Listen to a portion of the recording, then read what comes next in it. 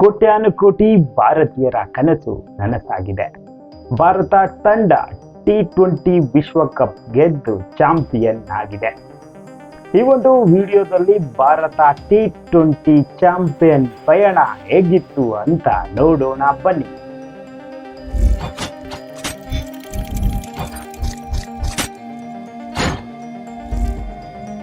ಟೂರ್ನಿಯ ಮೊದಲ ಪಂದ್ಯದಿಂದಲೂ ಕೂಡ ಭಾರತ ಅದ್ಭುತ ಪ್ರದರ್ಶನವನ್ನು ನೀಡಿತು ಅಂತ ಹೇಳ್ಬೋದು. ಬಂಧುಗಳೇ, ಮೊದಲ ಪಂದ್ಯವನ್ನು ಭಾರತ USA ವಿರುದ್ಧ ಆರಂಭ ಮಾಡಿತು. 161 ರನ್ಗೆ 9 ವಿಕೆಟ್ ತೆಗೆದುಕೊಂಡ ಭಾರತ 132 ರನ್ಗಳಿಗೆ USAಯನ್ನು ಗಟ್ಟಿಯಾಗಿತ್ತು ಅಂತ ಹೇಳ್ಬೋದು.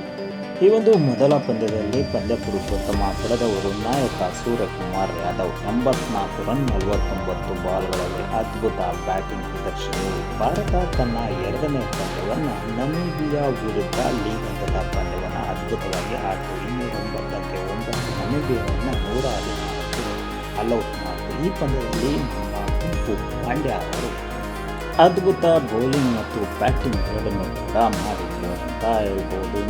ಭಾರತ ತಂಡ ಲೀಗ್ ಹಂತದ ಮೂರನೇ ಪಂದ್ಯವನ್ನು ನೆದರ್ಲ್ಯಾಂಡ್ ವಿರುದ್ಧ ಆಡಿದ್ರೆ 193 6 ವಿಕೆಟ್ಗೆ ನೆದರ್ಲ್ಯಾಂಡ್ ಕೂಡ ಉತ್ತಮ ಫೈಟ್ ನೀಡಿತು. 176 7 ವಿಕೆಟ್ಗೆ. ಈ ಒಂದು ಪಂದ್ಯದಲ್ಲಿ ಅದ್ಭುತ ಬ್ಯಾಟಿಂಗ್ ಬೌಲಿಂಗ್ ಆಡಿದ್ದು ನಮ್ಮ ಆಲ್ರೌಂಡರ್ ಶಿವಮ್ ದುಬೆ 2 ವಿಕೆಟ್ ಆಗಿ 66 ರನ್ಗಳನ್ನು ಚರ್ಚಿಸಿದರು. ಬೌಲಿಂಗ್ ಕೂಡ ಮ್ಯಾಜಿಕ್ ಮಾಡಿದ್ರು ಅಂತ ಹೇಳ್ಬೋದು. ಲೀಗ್ ಹಂತದಲ್ಲಿ ಅದ್ಭುತವಾಗಿ ಆಡಿದಂತಹ ಭಾರತ ಸೂಪರ್ 8ನಲ್ಲಿ ಮುನ್ನಡೆಸಿತು. ಸೌತ್ ಆಫ್ರಿಕಾ ವಿರುದ್ಧ 111ಕ್ಕೆ ಆಲ್ಔಟ್ ಆಗಿ ಭಾರೀ ಮುಖಭಂಗ ಅನುಭವಿಸಿ ಡೇವಿಡ್ ಮಿಲ್ಲರ್ ಪಂದ್ಯ ಪುರುಷೋತ್ತಮ ಪ್ರಶಸ್ತಿ ಪಡೆದರು. ಎಲ್ಲರ ಟೀಕೆಗೂ ಭಾರತ ಒಳಗಾಗಿದ್ದು ಈ ಒಂದು ವಿಶ್ವ ಗೆಲ್ಲುವ ಭಾರತದ ಕನಸಿಗೆ ದೊಡ್ಡ ಪೆಟ್ಟೆ ಬಿತ್ತು ಅಂತ ಎಲ್ಲರೂ ಹೇಳ್ತಾ ಇದ್ರು.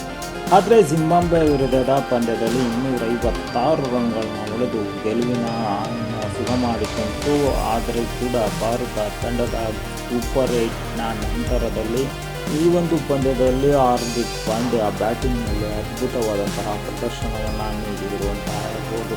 ಹಾಗೆಯೇ ನಮ್ಮ ಭಾರತ ತಂಡ ವೆಸ್ಟ್ ಇಂಡೀಸ್ ವಿರುದ್ಧ ಕೂಡ ಅದ್ಭುತವಾದ ಚೇಸ್ ಮಾಡಿತು. ಇದೇ ಮೊದಲ ಬಾರಿಗೆ ಚೇಸ್ ಮಾಡಿದ್ದು 195 ರನ್ನನ್ನು 199 ರನ್ ನೀಡಿತು.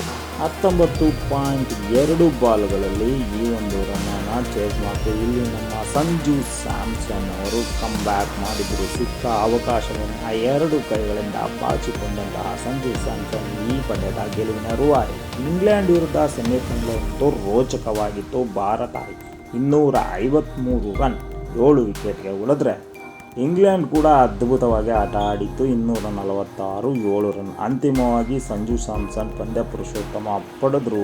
ಹಾಗೇನೆ ಭಾರತ ಫೈನಲನ್ನು ತಲುಪಿತು. ಫೈನಲ್ ಪಂದ್ಯ ನಡೆದಿದ್ದು ನ್ಯೂಜಿಲ್ಯಾಂಡ್ ವಿರುದ್ಧ. ನಮಗೆಲ್ಲರಿಗೂ ಗೊತ್ತಿದೆ, ನ್ಯೂಜಿಲ್ಯಾಂಡ್ ಕೂಡ ಅದ್ಭುತ ತಂಡವಾಗಿತ್ತು. ಆದರೆ ಇದು ಒನ್ ಸೈಡೆಡ್ ಮ್ಯಾಚ್ ಆಗೋಯಿತು. ಇಲ್ಲಿ ಬೌಲಿಂಗ್ ಮತ್ತು ಬ್ಯಾಟಿಂಗ್ 2 ವಿಭಾಗಗಳಲ್ಲಿ ಅದ್ಭುತ ಪ್ರದರ್ಶನ ತೋರಿದವರು ಸಂಜು ಮತ್ತು ನಮ್ಮ ಬುಮ್ರಾ ಅವರು. ಮೊದಲ ಬಾರಿಗೆ ಬುಮ್ರಾ ಅವರು ಒಂಥರ ಮೊನಚಿನಿಂದ ಕಂಡು ಬಂದಿದ್ದರು. 4 ವಿಕೆಟ್ ಗೆದ್ದಿದ್ರು. ಈ ಸರಣಿಯ ಉದ್ದಕ್ಕೂ ವಿಶ್ವಕಪ್ ಉದ್ದಕ್ಕೂ ನಮ್ಮ ಪಾಕೆಟ್ ಡೈನಮೋ ಇಶಾನ್ ಕಿಶನ್ನ ಮರೆಯುವಾಗಿಲ್ಲ. ಅವರ ಆಟ ಕೂಡ ಅದ್ಭುತವಾಗಿತ್ತು. ಈ ಸರಣಿಯಲ್ಲಿ ಶಿವಮ್ ದುಬೆಯ ಕೊಡುಗೆ ಅದ್ಭುತವಾಗಿದೆ. ಸರಣಿ ಶ್ರೇಷ್ಠ ಪ್ರಶಸ್ತಿ ಪಡೆದವರು ಯಾರಪ್ಪ ಅಂದರೆ ಸಂಜು ಸ್ಯಾಮ್ಸನ್ ಅವರು. ಭಾರತ ಅಂತಿಮವಾಗಿ ಚಾಂಪಿಯನ್ ಆಗಿ ಹೊರ ಬಂದಿದ್ದು ಬಂಧುಗಳೇ. ನಮ್ಮೆಲ್ಲರ ಕನಸು ನನಸಾಗಿ ಹೋಗಿತ್ತು. ಇದು ಭಾರತದ ಕನಸು.